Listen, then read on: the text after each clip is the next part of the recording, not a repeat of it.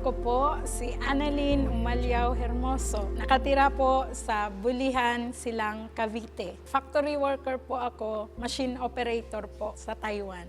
Pinoproduce po nila ceramics capacitor. Hindi na ako bumalik ng Taiwan. Nag-asawa na lang na din ako. Yung mister ko, habang siya nagbabarko, ako napagdesisyonan niya na sa bahay para mag-alaga ng anak namin. Ang pangarap ko talaga, mapagtapos ko din yung 3 kong anak. At saka mag-for good na rin yung mister ko kasi mahirap din yung trabaho. Na-invite ako dito ni Palawan kasi po nagre-remit naman ako sa Palawan. Gold po yung naipundar namin, 500,000 po. Kaya naisipan kong sa alahas kasi gawa nung sa long-term benefit po na nabibigay nito sa atin. Tumataas po yung value ng gold. Gawa po ng sa sagad-agad nilang appraisal, isinangla po namin uli kay Palawan at saka yung pera, yun ang ginamit namin pangbili ng lupa.